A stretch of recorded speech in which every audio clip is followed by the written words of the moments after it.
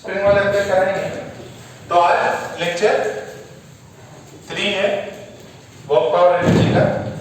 तो इसके अंदर एक तो आपको ये जो बुकलेट मिलेगी, इससे सवाल करने होंगे, इसके इंटेक्स एक्सरसाइज 1 कंप्लीट करनी होगी, और प्लस उसके अलावा जो इसके एक्सरसाइज 1 है उसमें जितने भी वर्क डन की प्रॉब्लम्स है वो सारे आपको आज खत्म करने होंगे, ठीक है। और संडे को बता दें किसका टेस्ट है? Circular motion. संडे को किसका टेस्ट है? Circular motion. सर्कुलर मोशन अच्छे से पढ़ के तैयार रखें। हाँ, मेजर नेक्स्ट वीक कर देते हैं, ठीक है।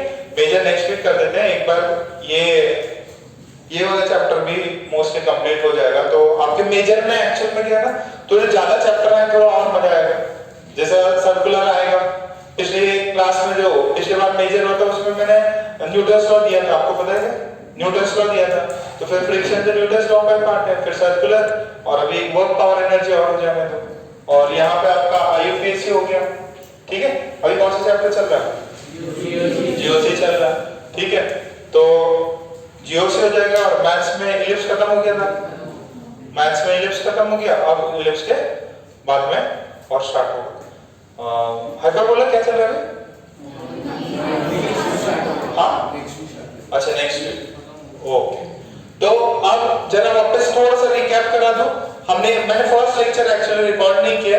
अगर किसी बच्चे का छूटा हुआ हो, अनुष्का ये, हाँ, तो किसी का अगर फर्स्ट लेक्चर छूटा हुआ हो तो वो क्या कर सकता है, सिर्फ नोट्स देख के काम चला लेगा, क्योंकि वर्क डन को हमने डिफाइन किया कितना होता है, एफ डॉट डी, और इसी को अपन लिख सकते हैं एफ डी कॉस थीटा। अब यहाँ पे एफ डी मैग्नीट्यूड है, थीटा एंगल है, तो पॉजिटिव नेगेटिव हो सकता है। SI unit joules, CGS unit hertz, और dimension ml square d minus 2, ठीक है। और फिर उसमें बताया था स्केलर की वेक्टर, स्केलर क्वांटिटी है, ठीक है। सो लास्ट क्लास अपन काइनेटिक एनर्जी की भी बात कर रहे थे। काइनेटिक एनर्जी बताई थी मैंने। काइनेटिक एनर्जी कितनी थी? हाफ m v स्क्वायर, ठीक है। सो अभी तो काइनेटिक एनर्जी बस इतना ही लिख के आपको खत्म करना है। फिर मैंने एक वो भी लिखा था कि आपको फॉर्मूला बताया था पोटेंशियल और kinetic, P is equals to mv। Kinetic energy को कैसे लिख सकते हैं अपन? P स्क्वायर अपॉन, या P को कैसे लिख सकते हैं? अंडर रूट 2mk, ठीक है। सो ऐसे अपन लीनियर मोमेंटम को और काइनेटिक एनर्जी को लिख सकते हैं। इस पे सवाल किया था। अच्छा, P को अगर 10% से चेंज करेंगे, काइनेटिक एनर्जी कितने परसेंट चेंज होगा? 21%। 21। इसको 20% से चेंज किया P को, तो 44। अच्छा, इसको अगर 50% से किया तो 125% में इसमें चेंज आएगा, ठीक है। इतना अपन ने लास्ट क्लास में किया था। अच्छा, अब एक इंपॉर्टेंट चीज देखो जरा, वर्क डन बाय फ्रिक्शन, ठीक है। ये पहली बार चैप्टर बना देखा तो क्या कलेक्शन थी? तुम आए थे? नहीं, परसों है। सो अब जरा ये देखो, वर्क डन बाय फ्रिक्शन, ठीक है। एक मैंने आपको पहले से ही, अच्छा, पिछली क्लास में अपन ने वेरिएबल में भी बात करी थी, याद है क्या? वेरिएबल वर्क डन, उसमें क्या करना पड़ता है? इंटीग्रेशन। कांस्टेंट में f डॉट d करके उसको निकाल सकते हैं। अच्छा, एक कौन सा मेथड था वर्क डन निकालने का? तीसरा, बाय ग्राफ। क्या होता है? Area under f x curve is the work done, ठीक है। सो अब ये जरा देखो, फ्रिक्शन ने कितना क्या काम किया।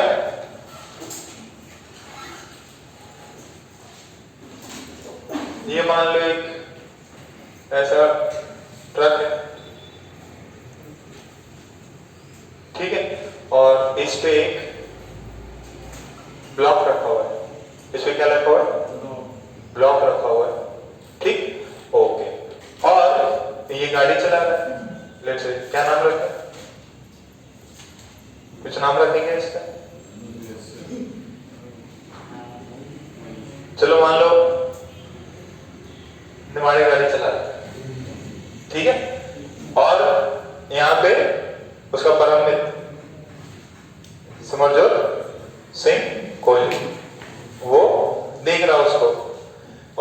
ये मास है 10 kg और इसका ये म्यू है 0.8 कितना बेटा 0.8 म्यू है और इसका ए जो है दैट इज 4 मीटर पर सेकेंड स्क्वायर कितना है 4 मीटर पर सेकेंड स्क्वायर ठीक है।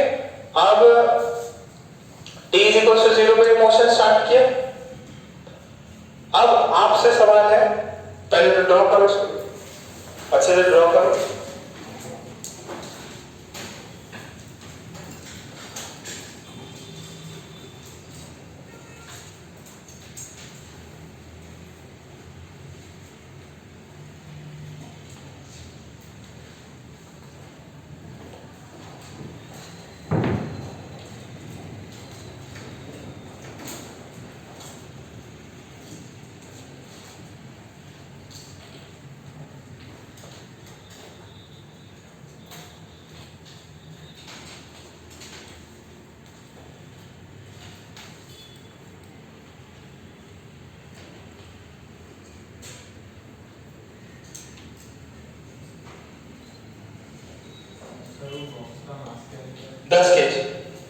बॉक्स का मास है 10 kg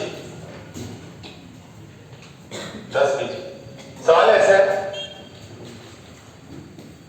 a block of mass 10 kg a block of mass 10 kg is placed on a rough trolley is placed on a rough trolley। आवाज clear है क्या कुछ डिफरेंट आ रही क्या नहीं ना क्लियर है। is placed on a rough trolley with friction coefficient mu is equals to 0.8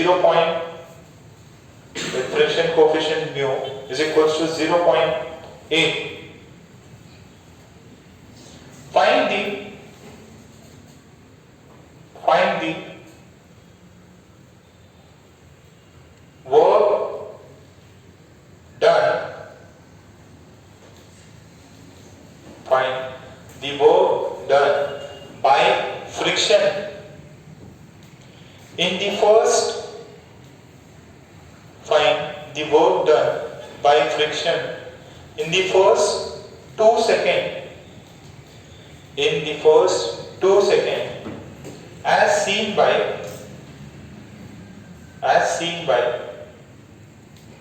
Simerjot and Nimarik पहले फ्रिक्शन क्यों लग रहा है थोड़ा सोचो कितना लगेगा फ्रिक्शन ये देखो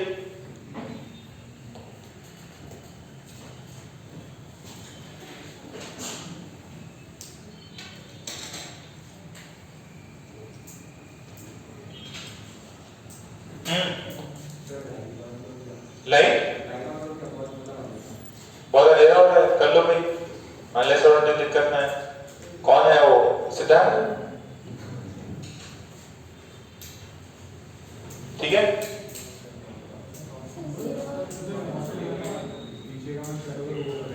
एक हाँ ठीक है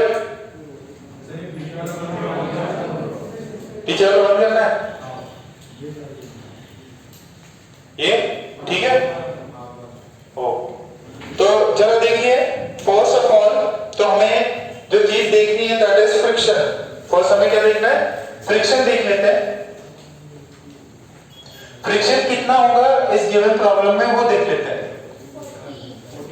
40 होगा क्या अच्छा फ्रिक्शन की मैक्सिमम वैल्यू कितनी होती है Fx max is equals to mu into n mu है 0.8 n है mg कितना है 80 न्यूटन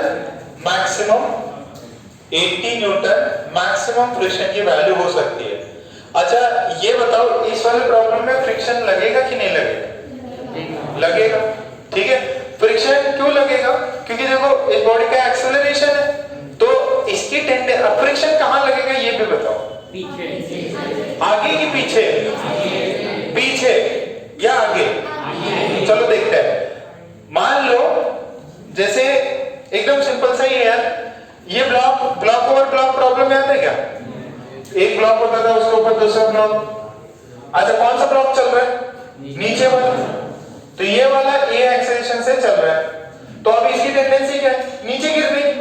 अरे ये इधर है, अगर फ्रिक्शनलेस होता क्या होता? फ्रिक्शनलेस, तो ये नीचे वाला आगे बढ़ जाता और ये ऊपर वाला नीचे गिर जाता। नीचे गिरेगा क्या? नहीं। तो फ्रिक्शन कहां लग रहा है? आगे। फ्रिक्शन की डायरेक्शन आगे होगी, ठीक है? फ्रिक्शन की डायरेक्शन आगे होगी। या नहीं तो क्या है, निमारी के केस में देखो ना, मूविंग फ्रेम है तो सूडो फोर्स लगेगा। सूडो फोर्स किधर लगेगा? पीछे, और ये गिरेगा नहीं, तो उसके लिए उसका अपोजिट क्या लगना चाहिए? फ्रिक्शन। तो फ्रिक्शन कहां लगेगा? आगे की तरफ। कितना लगेगा?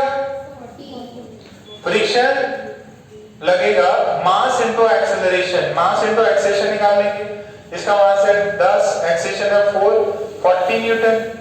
क्या दोनों साथ साथ चलेंगे? यस, क्योंकि आपने जो फ्रिक्शन निकाला है 40, that is less than 80, so both of them will move together. अच्छा, अब सबसे पहला एक्सेलरेशन इस ब्लॉक का कितना है? एक्सेलरेशन इसका भी तो 4 ही है। अच्छा, तो पहले 2 सेकंड में कितना डिस्टेंस ट्रैवल करेगा? Distance travel in first 4 second, sorry 2 second, sorry 2 he second दिया था मैंने। क्या फॉर्मूला यूज करेंगे? S S UT plus half A T square. Initial 0 था तो ए की वैल्यू 4, दिस इज 8 मीटर आ रहा है क्या? अच्छा, अब जरा देखो, सबसे पहला मैं देखूंगा विद रिस्पेक्ट टू सिमरजोत। देखो बेटा, सिमरजोत क्या देख रहा? वो जमीन पे खड़ा हुआ है और ट्रक ऐसे उसके 8 मीटर आगे चला गया, तो सिमरजोत को फील होगा कि फ्रिक्शन एक्चुअल में उस ब्लॉक को लेके गया है। तो यहां से work done by friction is equals to F dot B। Friction की वैल्यू है 40, डिस्प्लेसमेंट हुआ 8, और सेम लाइन में ये ट्रक किधर मूव करेगा? आगे की तरफ। फ्रिक्शन भी किधर लग रहा है? आगे की तरफ। तो कितना आंसर है? 320 जूल्स। अच्छा, इसको है ना जूल्स को ऐसे भी लिख देते हैं कई लोग, न्यूटन इनटू मीटर। पर मीटर नहीं, न्यूटन इनटू मीटर। तो इसमें कोई दिक्कत है क्या? नहीं ना। तो joule is same as newton metre. अच्छा, what is with respect to निमारे? सॉरी, निमारे क्या देख रहा है? निमारे देख रहा है कि यार सूडो फोर्स भी लग रहा है, फ्रिक्शन भी लग रहा है, नो डाउट, बट क्या निमारे के रिस्पेक्ट में ये ब्लॉक उसे एकदम जाके चिपक गया या पीछे गया? नहीं, निमारे के रिस्पेक्ट में क्या है? The block is at rest. Block is at rest, यानी कि work done by friction according to निमारे is 0. Why? Displacement is 0. Why? Because displacement is 0. तो सर वर्क डन एक बंदे के हिसाब से तो 320 आ रहा है, एक के रिस्पेक्ट में 0 आ रहा है, तो क्या ये सही है क्या? Yes, this is right. ये सही चीज है। क्यों? देखो, क्या फोर्स दोनों के रिस्पेक्ट में सेम ही लग रहा है? यस, फोर्स फ्रिक्शन जो है निमारे को और सिमरजोत को दोनों को 40 ही फील होगा, क्योंकि हमने देखा था अगर कोई मूविंग फ्रेम है तो उसमें अपन क्या लगा देते हैं? सूडो फोर्स, ताकि अपन को फोर्स की वैल्यू सेम आए। बट दिस जो वर्क डन है that is a relative concept. Work done is it is dependent upon frame. तो पहले वो छापो, फिर ये और फिर ये, फिर मैं पॉइंट्स लिखा देता हूं इसमें। एक और इंपॉर्टेंट पॉइंट पता चला कि वर्क डन जो है वो डिफरेंट हो सकता है, रिलेटिव हो सकता है। हाँ, वर्क डन जो है वो स्केलर रहता है। हाँ, स्केलर क्या? वर्क डन की वैल्यू जो है एक मैग्नीट्यूड रहती है, कभी नेगेटिव आ गया तो फिर तो डायरेक्शन नहीं, नेगेटिव है कि आपने वर्क नहीं किया, आप पे किसी ने वर्क किया, उसका मीनिंग ये है। हाँ, बहुत स्ट्रेस आ रहा है तो आज भी तो जल्दी आना चाहिए था। चेयर बेटा और तो है नहीं, कोई कोई मजबूत आंखों वाला भी। हाँ वो वाली चेयर, कोई सैक्रिफाइस करने के लिए रेडी है क्या? अर्जुन किधर है? एब्सेंट है। थोड़ा देख लो है ना, क्योंकि आज सारे बुक हो गए ना, अब किसी को पीछे करना थोड़ा उचित नहीं रहेगा। हाँ वो वाली चेयर, उस पर मार्कर वहां से निकाल के रख लो, वहां से एक निकाल सकते हो, निकाल लो क्या? फिर यहाँ पे आगे बढ़ जाए, निकाल लो निकाल, मैं ले लो समझ लो की। ठीक है चलो, तो पॉइंट लिखो इसमें, ट्राई करो कभी ना, जल्दी आ जाओ।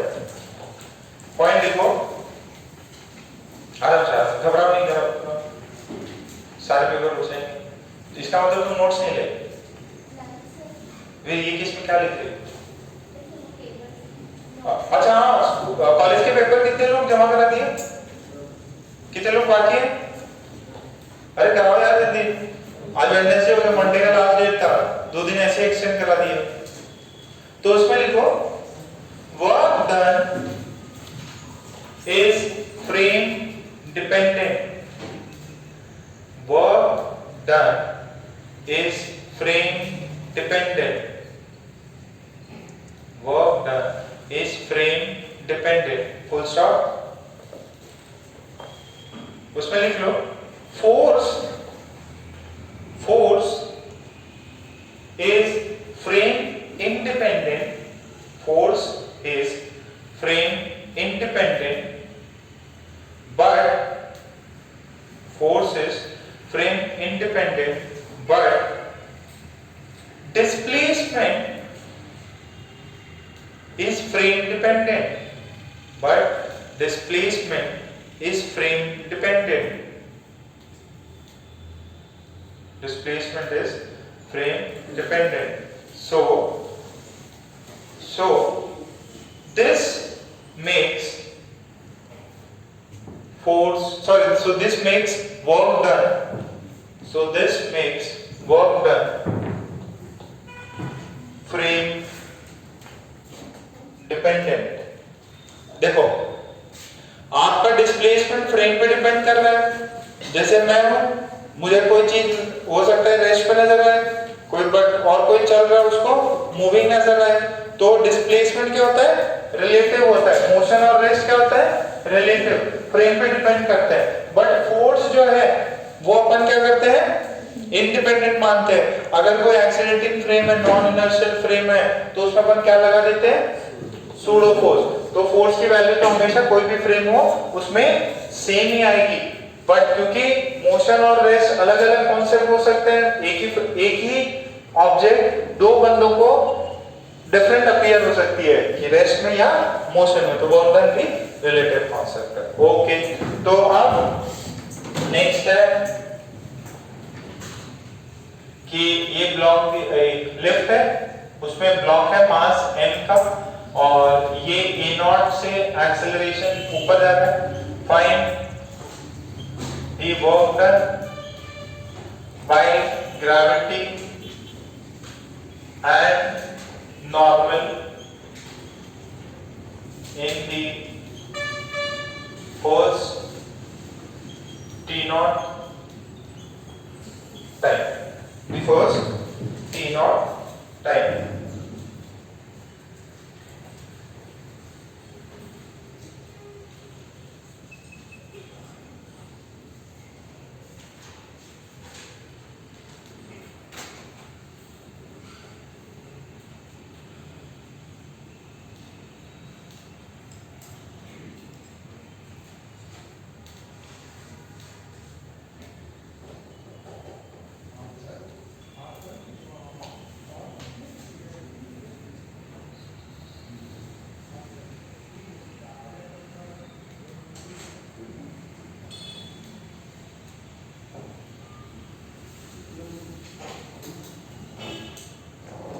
निकाला क्या? टाइम कितना है? t0। एक्सेलरेशन कितना है? ए नॉट। नॉर्मल ने कितना वर्क किया ये बताना है। अच्छा सॉरी, ये तो मैं बताने भूल गया। कहां से देख रहे हैं? यहां पे कोई ग्राउंड है और वो ग्राउंड से with respect to a person standing on ground. वो बंदा कहां पे खड़ा हुआ है? ग्राउंड पे। कितना है? mg m a not okay, चलो देखते हैं। पहले ग्रेविटी की वजह से वर्क कितना हुआ और नॉर्मल की वजह से कितना हुआ। ये पार्ट तो बिठा देना बेटा, सबने छाप लिया है?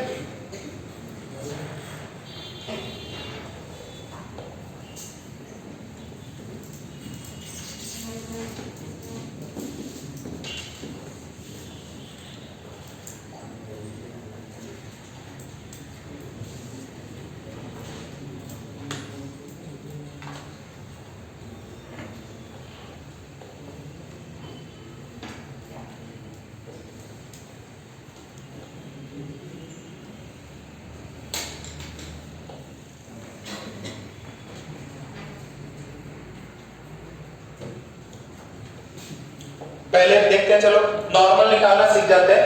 तो नॉर्मल उस बंदे के हिसाब से कितना होगा?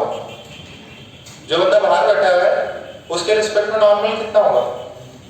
तो with respect to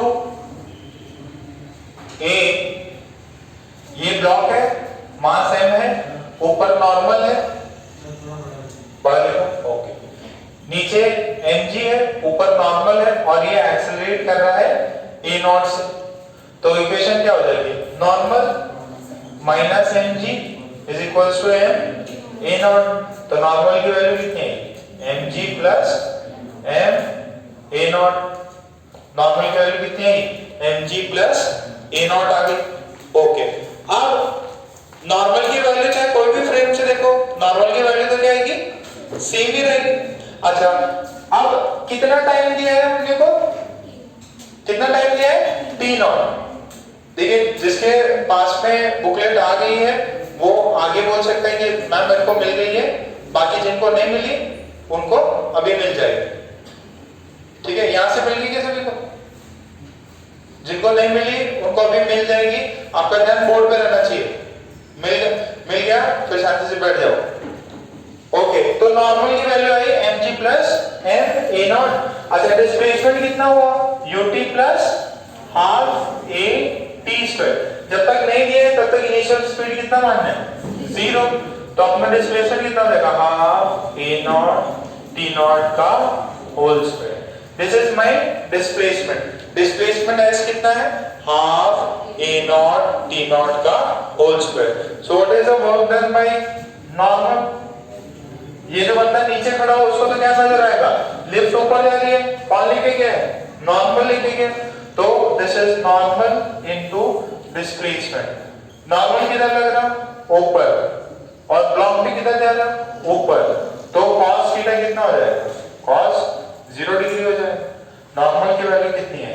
mg plus m a not. Displacement की वैल्यू कितनी है? Half a naught t naught का होल स्क्वायर। तो ये आंसर कितना आया समझ में? मैग्नीट्यूड निकाले नॉर्मल का, फिर डिस्प्लेसमेंट लिख दिया, आंसर आ गया। फटाफट छाप लो।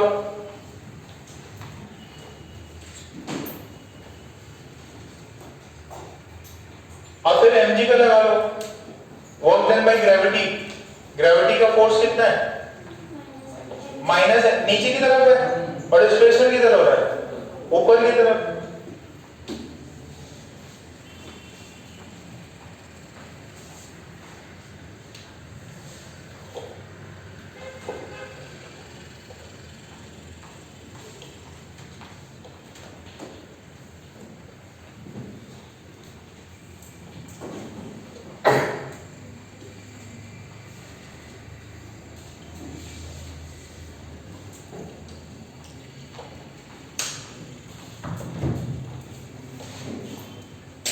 वहां लिख दूं क्या?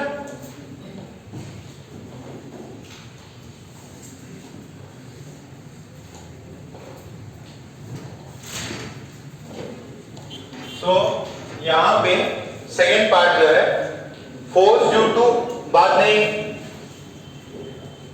फोर्स ड्यू टू ग्रेविटी कितना हो गया? M g. किधर लग रही है? नीचे की तरफ। तो दिस इज माइनस जे क्या? डिस्प्लेसमेंट कितना हुआ? Half A not T not का होल स्क्वायर। किधर की तरफ? ऊपर की तरफ। तो ये हो गया प्लस जे क्या? तो आपको वर्क डन बाय ग्रेविटी कितना हो जाए? ग्रेविटी से वर्क डन हो जाएगा इन दोनों का डॉट प्रोडक्ट ले लो। ये माइनस जे है, ये प्लस जे है, तो आंसर कितना आएगा? नेगेटिव आएगा। mg into half a naught g naught का whole square. Work done by gravity is negative. Work done by gravity is negative. Work done by gravity is negative,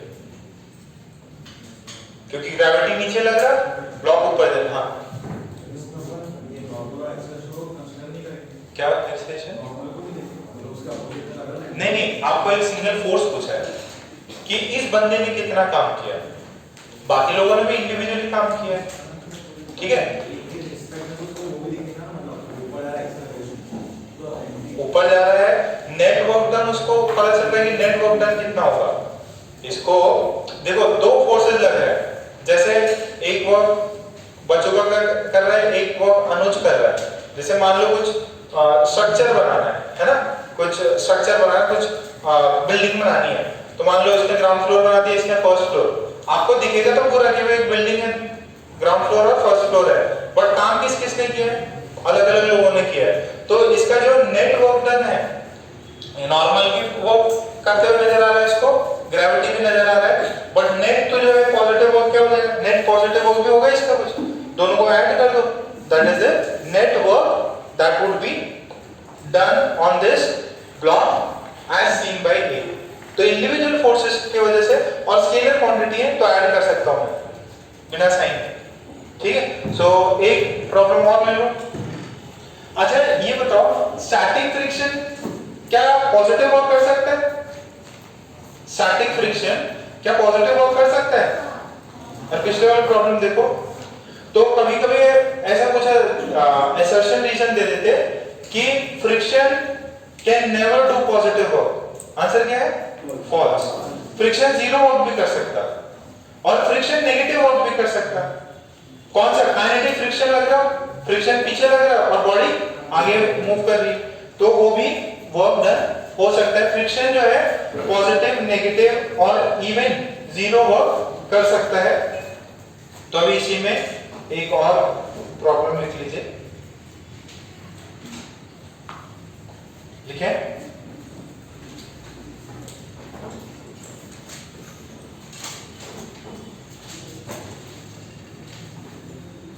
a block of mass m, a block of mass m is placed on an inclined wedge. Block of mass m is placed on an inclined wedge. Full stop. The wedge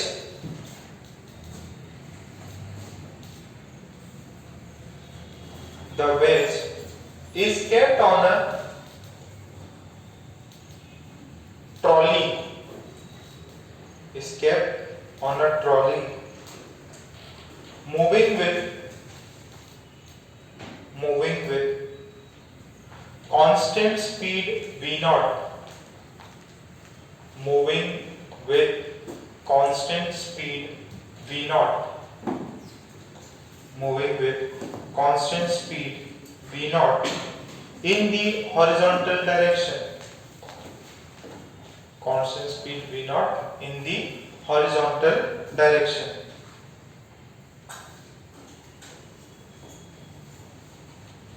Full stop. The wedge is fixed. the wedge is fixed.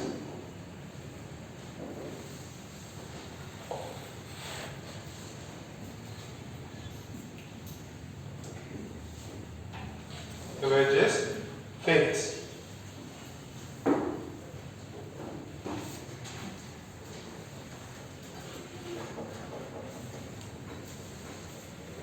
फिर लिखो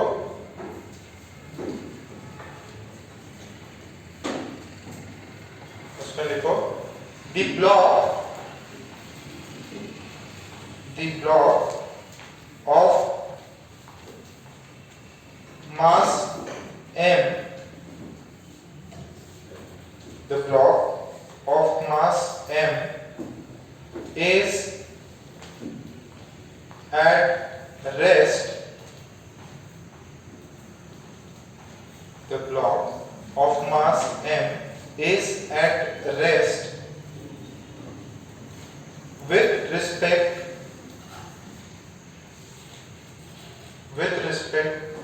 to the wedge.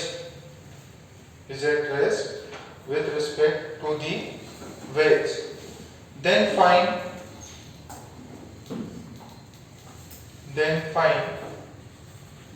the work done. Then find the work done. Then find the work done by first normal, second gravity,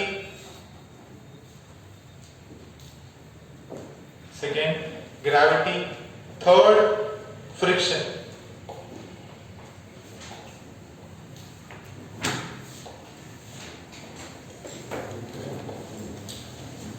पहले इसका diagram बनाने का try करो। एक block है किसी वेज पे रखा हुआ है जिसका मास है स्मॉल है, तो डायग्राम बनाने का ट्राई करो।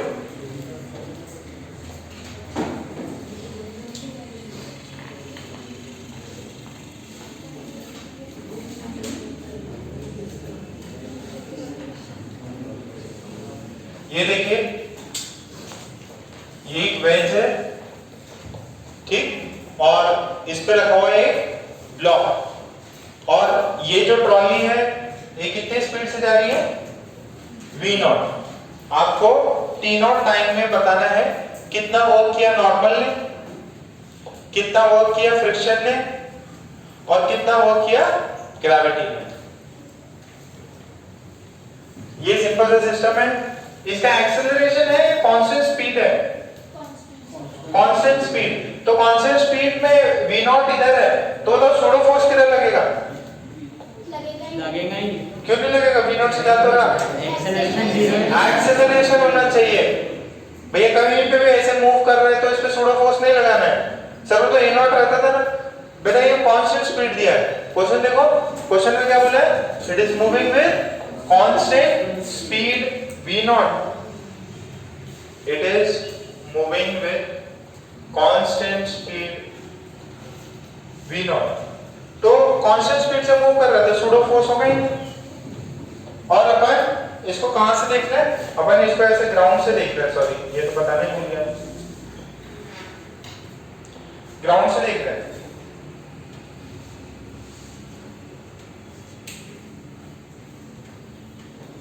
इसको अपन ग्राउंड से देख रहे हैं।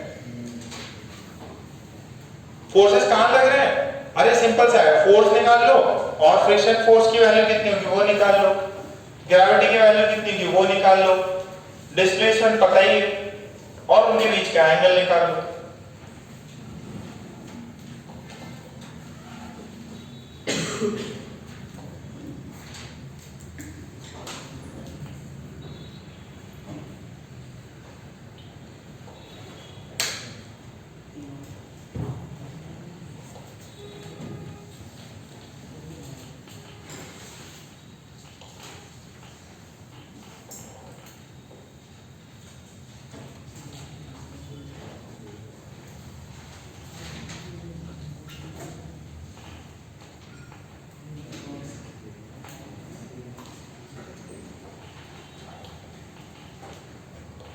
अच्छा ये ब्लॉक वेज के रिस्पेक्ट में क्या है, रेस्ट पे है।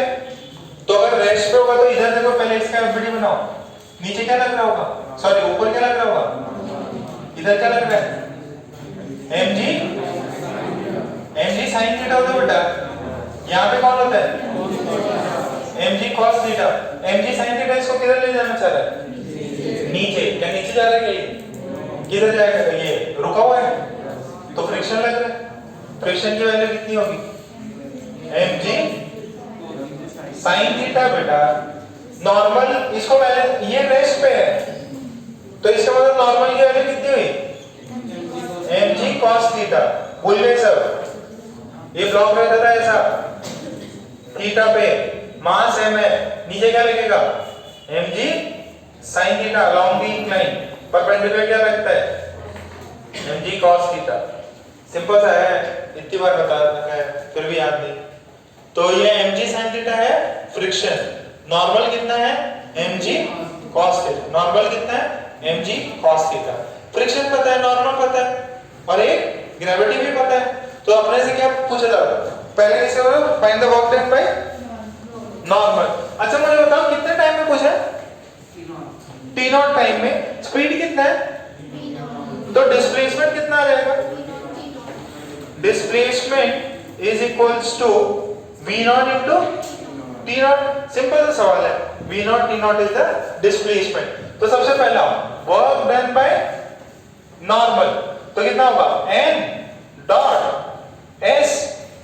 तो नॉर्मल की वैल्यू कितनी है, mg cos थीटा। डिस्प्लेसमेंट कितना है, v नॉट t नॉट।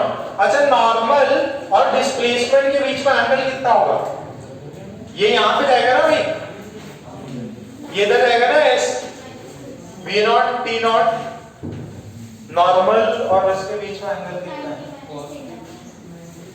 ये देखो, ये थीटा है, ये हॉरिजॉन्टल है, ये हॉरिजॉन्टल है, और ये इसके ऐसे लगा हुआ है।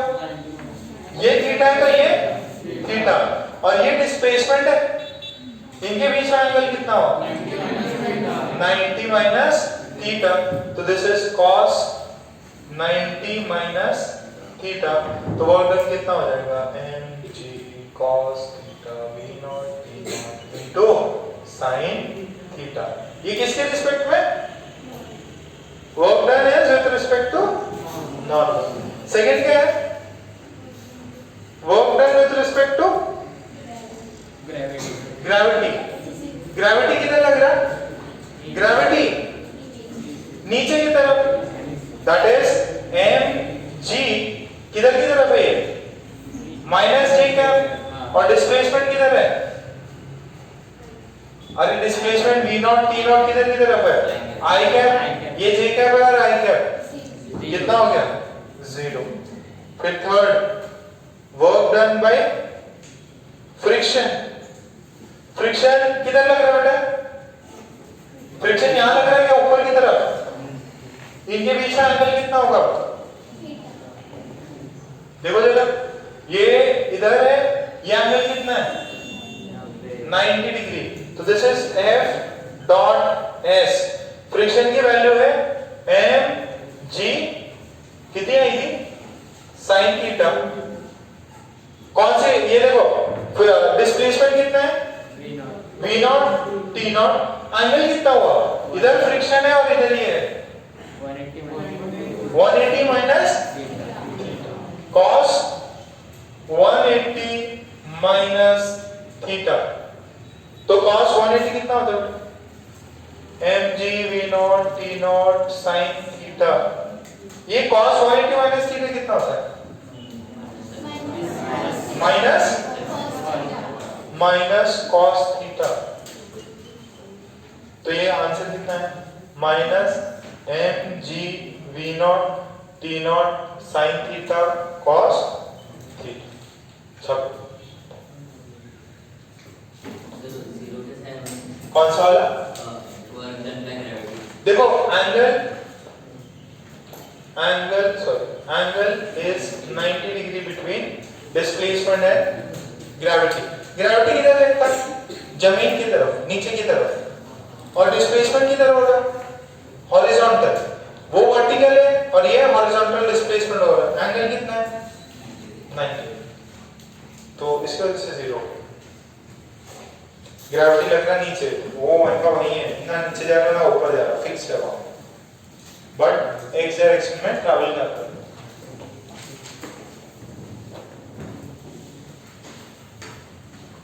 एक्स डायरेक्शन में ट्रैवल हो रहा है, इसके वजह से अपन ने पार्ट लिखा।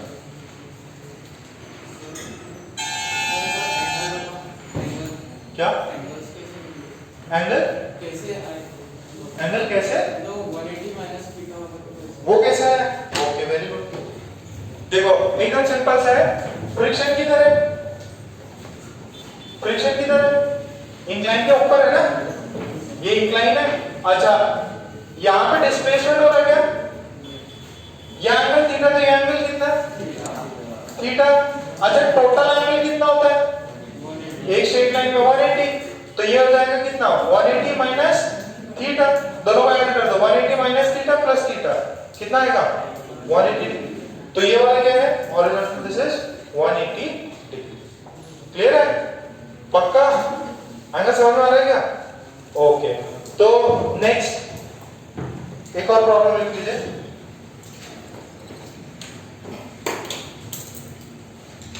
ये थोड़े अच्छे सवाल हैं,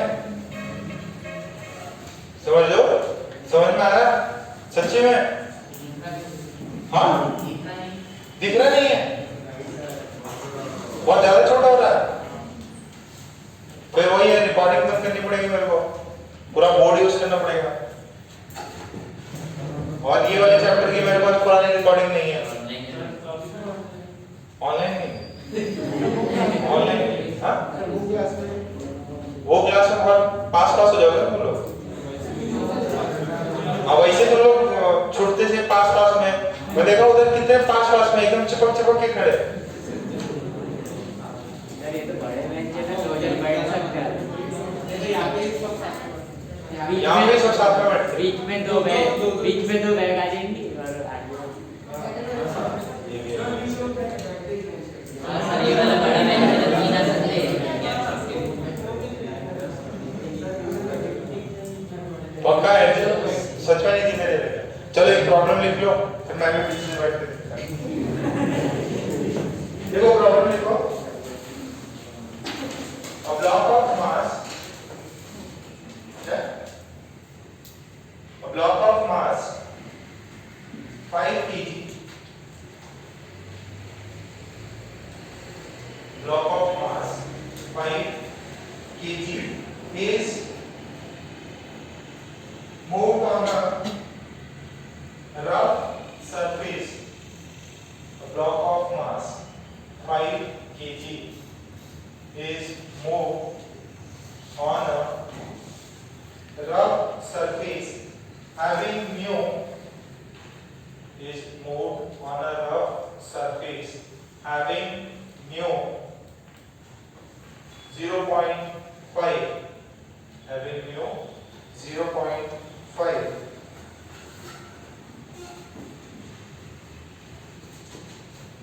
ठीक है, फिर नेक्स्ट लिखो उसमें a force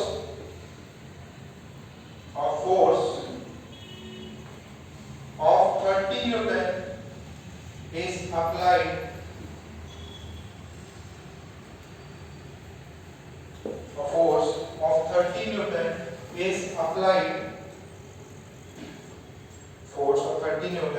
is applied on the block making an angle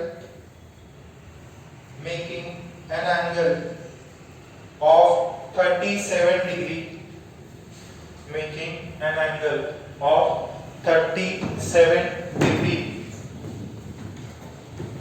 making an angle of 37 degree with the horizontal,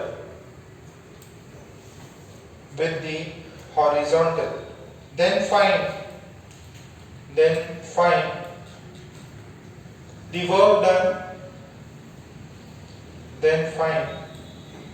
the work done, by first capital F second friction, first capital F, second friction in t is equals to 4 seconds. In t is equals to 4 seconds.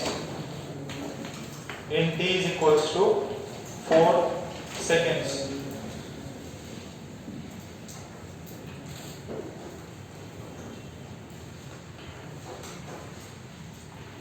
चलो मुझे feel होता है कि यहाँ पे बहुत बड़ा बड़ा लिखा है मैंने, ठीक है, वहां से तो थोड़ा बड़ा ही लिख रहा। ऐसा करो,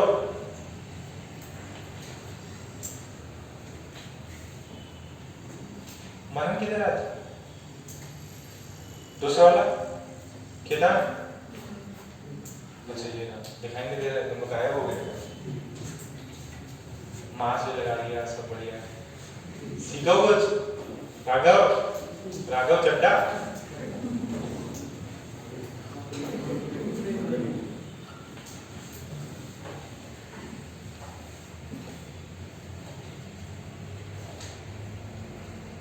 ओके, क्वेश्चन समझ में आया क्या? कितना फोर्स लगा रहा है? 30 न्यूटन। कितने एंगल पे? मास कितना है? 5 kg। फ्रिक्शन पीछे लगेगा। म्यू की वैल्यू भी दे रखी है क्या? 0.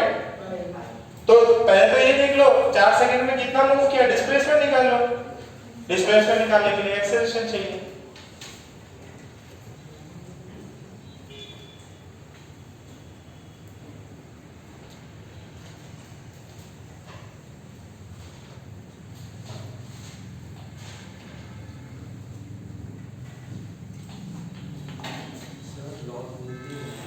वो नहीं होगा क्या? पक्का? ओके, चलो देखते हैं।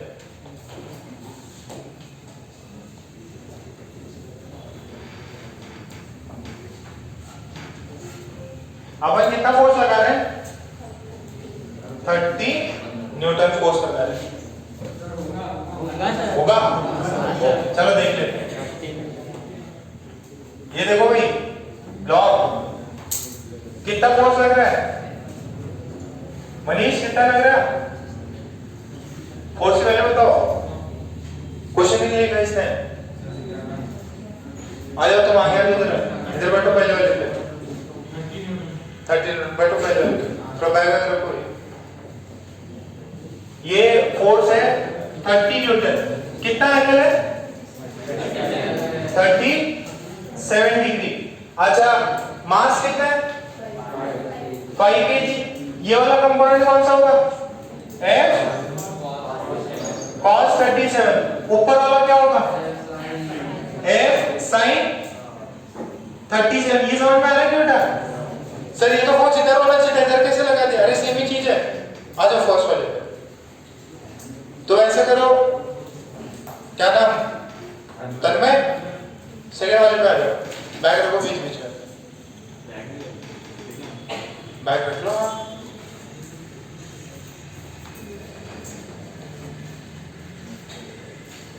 ये देखो, ये F sin 37 हो गया। नीचे कितना होगा? mg 5g। और फ्रिक्शन किधर लगेगा? पीछे लगेगा। ओके, ये मूव कर रहा है क्या? आगे की तरफ, आगे की तरफ मूव कर रहा है। तो पहले देख लो जरा ध्यान से, सुनो। ये इक्वेशन देखो, नॉर्मल भी तो लगा ऊपर, तो इक्वेशन आएगी F sin 37 plus normal is equals to 5g। तो F कितना है? 30। sin 37 कितना है? 3/5 plus normal is equals to 50। तो ये कितना है? This is 6। नॉर्मल की वैल्यू कितनी होगी? 50 माइनस 18 कितना हुआ? ये 32 क्या? नॉर्मल की वैल्यू कितनी हुई? 32 न्यूटन। अच्छा, फ्रिक्शन की मैक्सिमम वैल्यू कितनी हो सकती? Fs max can be mu into normal. Mu की वैल्यू कितनी है? 25। कौन बोला? 25 कौन बोला भाई? ये म्यू 0.5। नॉर्मल कितना है? अरे म्यू इनटू mg नहीं होती, म्यू इनटू नॉर्मल होती है। तो ये आया कितना 16। और आपका ये f cos 37 कितना हुआ 30 इंटू 4/5, ये कितना हो रहा है 24। फ्रिक्शन कितना लग सकता है मैक्सिमम 16, आपने लगाया कितना है 24। मूव करेगा कि नहीं करेगा। समझो, आ जाओ थर्ड पे।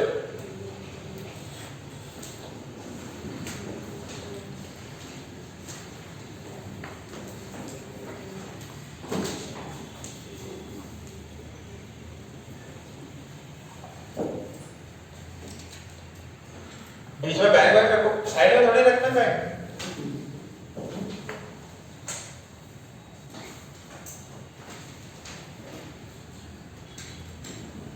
निवाड़े पे बैठना है, आ जाओ इसके बाद आ जाओ, ठीक है ना। और आंखें साफ हो जाए। पीछे कौन है कार्तिक, नहीं सॉरी प्रतीक, आगे आ जाओ, रोहित के साथ बैठो।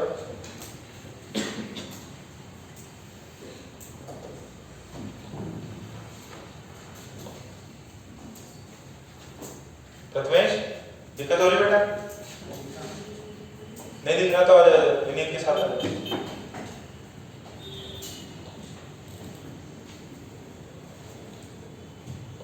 यहां तक मैंने f की वैल्यू निकाल दी। अब जरा एक्सेशन निकालो, एक्सेशन कितना होगा ये निकालो। इसमें एक्सेशन कितना होगा 1/8/5। Very good. तो डिस्प्लेसमेंट कितना हो गया 64। चलो अभी निकालते हैं।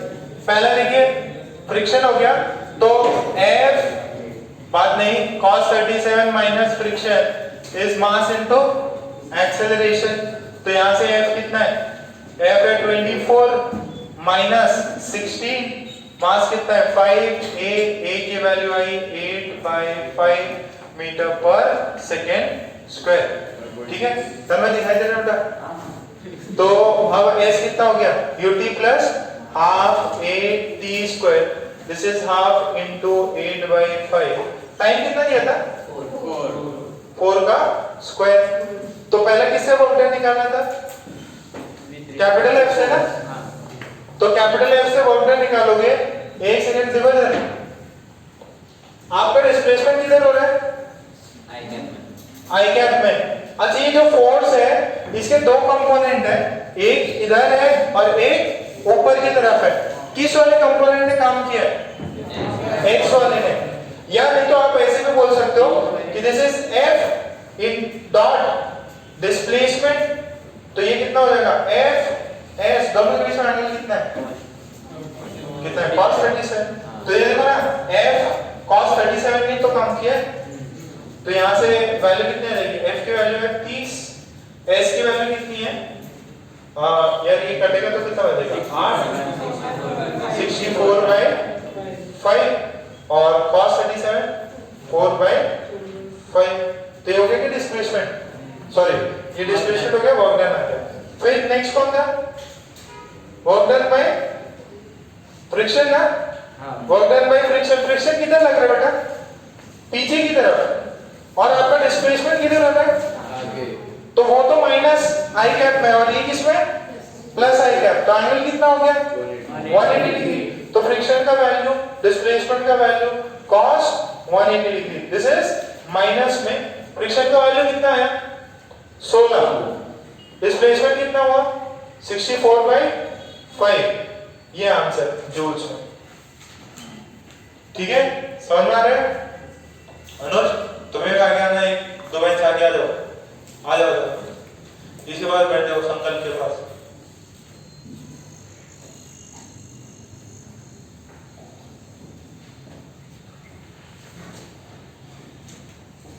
यहाँ पे अमीश आगे आ सकते हो, सिद्धार्थ के साथ बैठो और जोगी और मनु।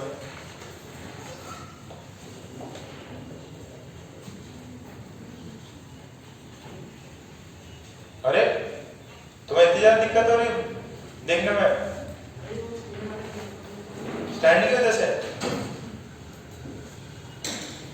ये एकदम गुमनाम आते हैं, साइलेंट किलर वो है ना। चलिए ठीक है। अब जो है अपन क्या करेंगे, बुकलेट निकालेंगे, बुकलेट से सॉल्व करेंगे। बढ़िया बढ़िया बुकलेट मिल गए ना, नाम लिख लो भाई, एकदम अभी फ्रेश है एकदम मार्केट से। तो इंडेक्स एक्सरसाइज 1 निकालो, page number 7.6।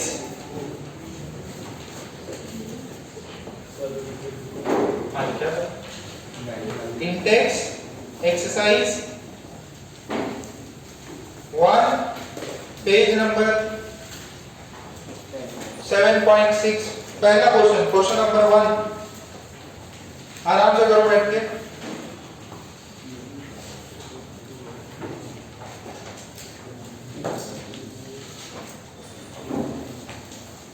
A particle moves from position 3i cap plus 2j cap minus 6k cap to the position r2 under the action of this force.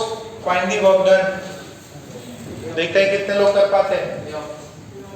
पहले क्या निकालना है? डिस्प्लेसमेंट। निकालो, डिस्प्लेसमेंट निकालो। निकालिए, कैसे निकाला? माइनस करके कितना आ रहा है डिस्प्लेसमेंट?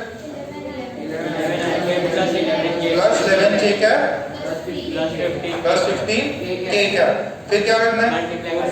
4 से मल्टीप्लाई करो। ओके, अगर 1 हो गया, 1 हो गया तो 3 करो। 1 के बाद में 3 करना है, 1 होने के बाद में 3 करना है।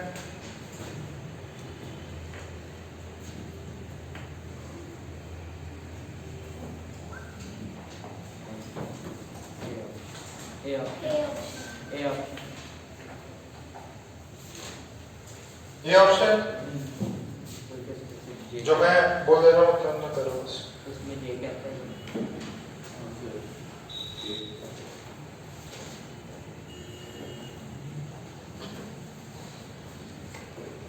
ये कर लो 6 प्रॉब्लम।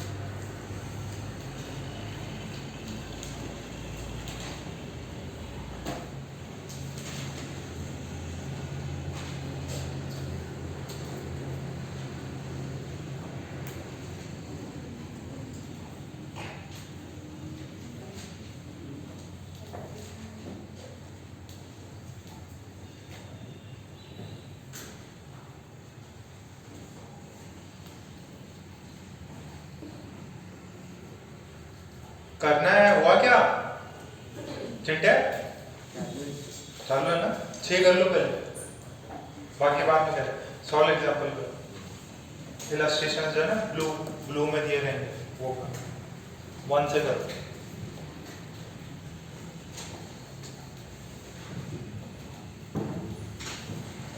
मेरी रिकॉर्डिंग चल रही है ना?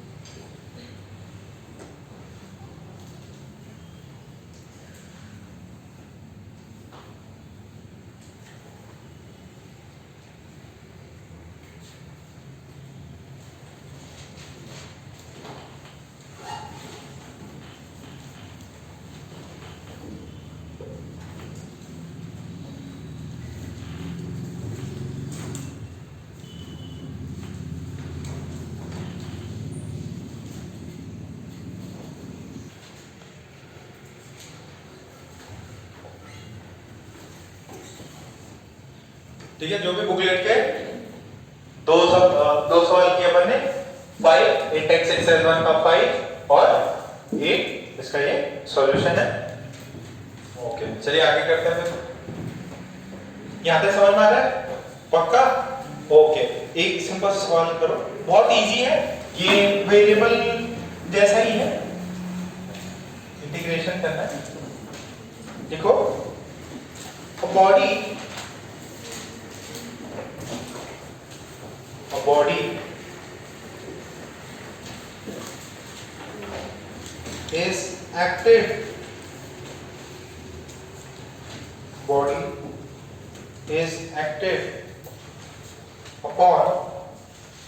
is acted upon by a force F is equals to 2t. A body is acted upon by a force F is equals to 2t. F is equals to 2t. Then find the work done in the first 2 seconds. In the first 2 seconds, if the body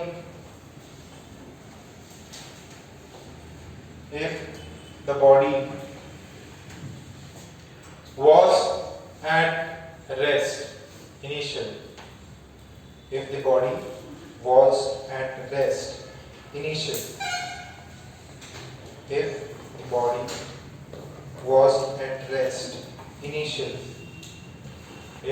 the body was at rest initially,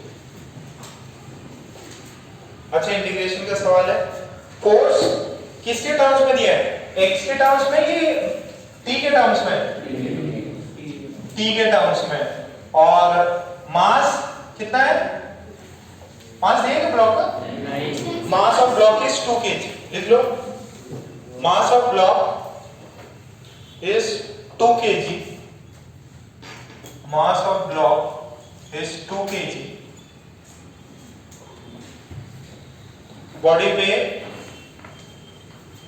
force लगा, F is equals to 2t।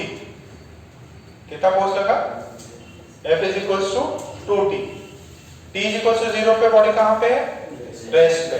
आपको पता है ना पहले 2 second में इस force ने काम कितना किया? पहले ही बताओ, ये फोर्स वेरिएबल है कि कांस्टेंट है? वेरिएबल है। अच्छा, वेरिएबल फोर्स है तो मुझे क्या करना पड़ेगा? इंटीग्रेशन करना पड़ेगा, ऑब्वियस सी बात है। अच्छा, बट क्या मेरे को डिस्प्लेसमेंट पता है क्या? नहीं।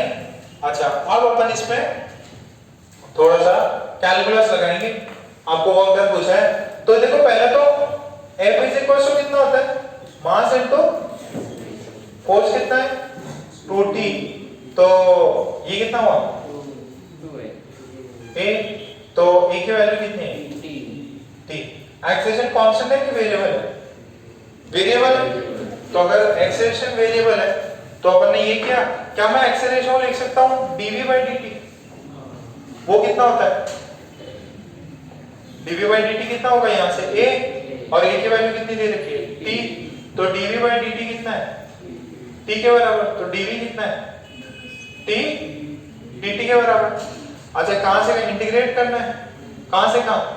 0 से 2 सेकंड तक कर दूं क्या? तो ये जो अपना या सिंपली मैं बताऊं, इसको मैं जो v है उसको मैं इंटीग्रेट करना चाहता हूं, तो इनिशियल ये u और ये कोई भी टाइम t के लिए कर दो, कोई भी टाइम t के लिए कर दो, इसको वेरिएबल ही रखना। इनिशियल स्पीड कितनी थी? 0, और ये टाइम t के लिए, तो ये कितना हो जाएगा? v कहां से कहां? 0 से v, ये कहां से? इसका इंटीग्रेशन t²/2, कहां से? 0 से t के लिए अपन ने कर दिया, कोई भी अननोन वेरिएबल, ठीक है। सो यहां से v - 0 is equals to t²/2 minus 0, तो v की वैल्यू कितनी आ रही है यहां से? t²/2। सर v भी आ गया। अब क्या करना है? आप देखो जरा, क्या v को मैं लिख सकता हूं dx/dt? लिख सकता हूं क्या? तो यहां से dx की वैल्यू कितनी है? v dt। ये चीज समझ रही है? अच्छा, अब जरा देखो वर्क डन। वर्क डन क्या होता है वेरिएबल फोर्स के लिए? F dx होता है क्या? कितना होता है? F dx होता है। तो ये पूरा वर्क निकालने के लिए इंटीग्रेट कर दो। F dx, F की वैल्यू कितनी है? 2t, और dx की वैल्यू कितनी है? कितना है? v dt। कहां से कहां?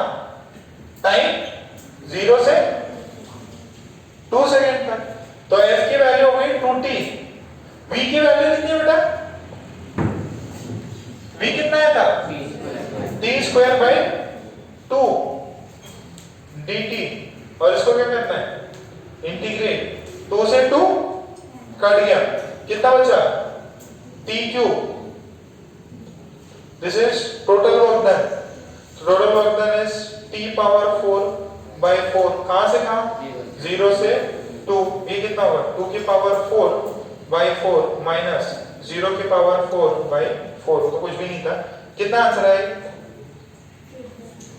अरे 2⁴, 2⁴ कितना होता है? 2 हो जाएगा, मतलब 4। हाँ, ठीक है, आंसर कितना आएगा? वर्क डन कितना है? 4 जूल्स। वर्क डन कितना है?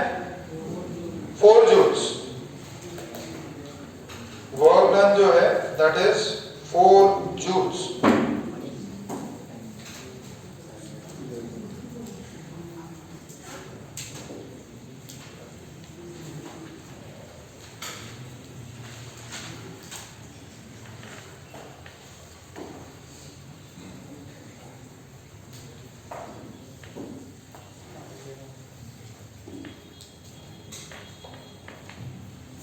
क्या हो गया? हाँ, कुछ भी नहीं। कितना आंसर आया?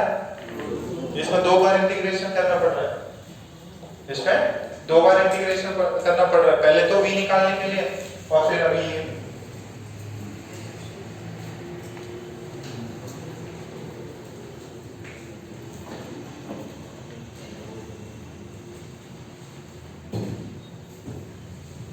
ये हो गया। तो उसमें बुकलेट में प्रॉब्लम है, ऐसे देखो 3D करके कुछ दिया है, सॉरी 20 दिया है, 7 नंबर का प्रॉब्लम। अगर ये हो गया है तो 7 नंबर का प्रॉब्लम देखो।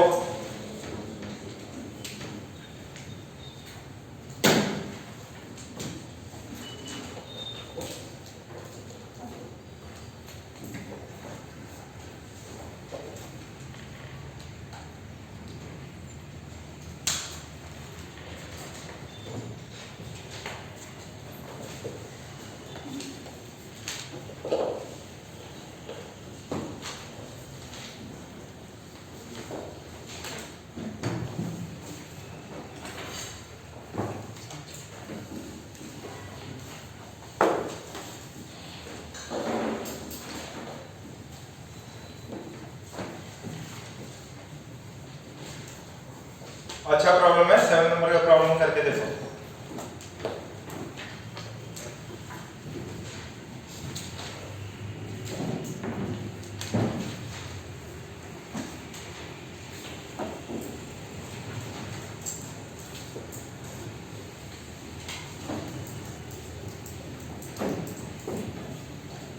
सूरज ही नहीं उगाता है आज, चलो थोड़ी धूप आई आ रही है धूप।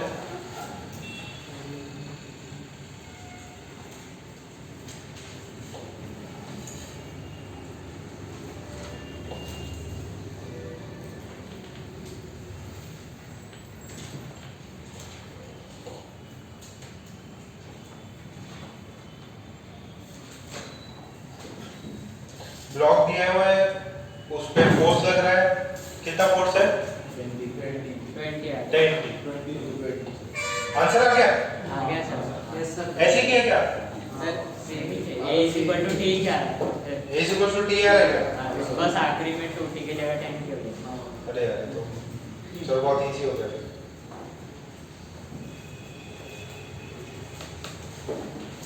अच्छा इसमें x1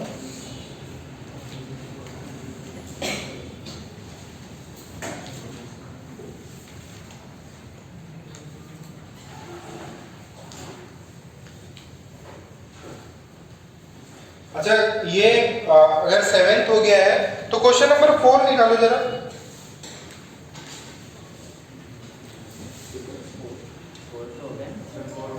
फोर हो गया था क्या? 4 कर लिया था आप लोग ने? कितना आंसर आया? ओके और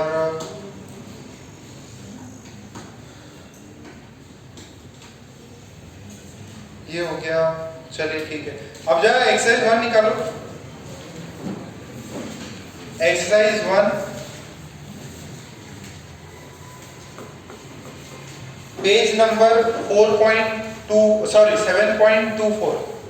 7.24 उसके अंदर आप कर सकते हैं 1 से लेके 14 तक, जिसके अंदर स्प्रिंग वाले क्वेश्चन अभी नहीं करने। जरा क्वेश्चन नंबर 3 देखो। 3 क्वेश्चन नंबर 3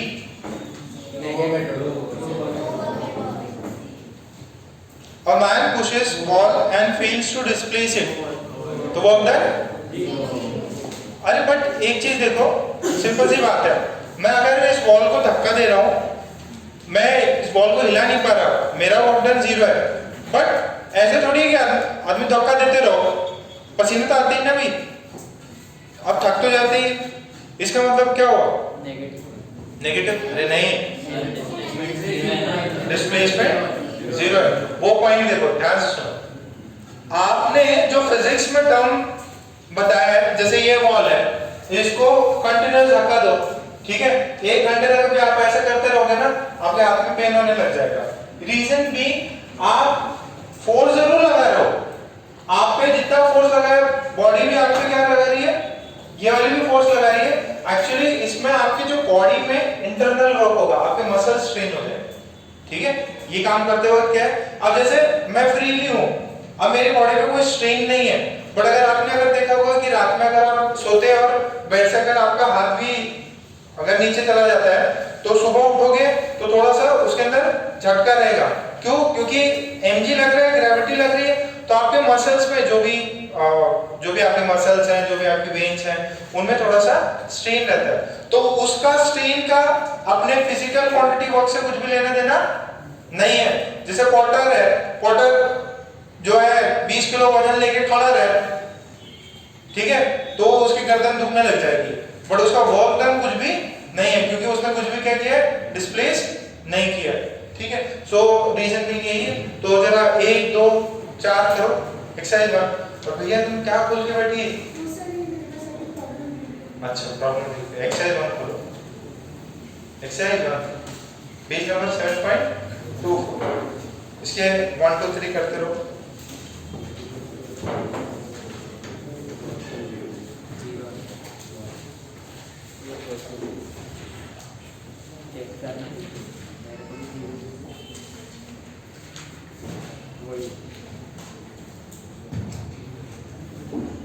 वन का 0 क्यों? डिस्प्लेसमेंट सर्कल में घूम रहा है तो work done 0। Angle between force and displacement is 90।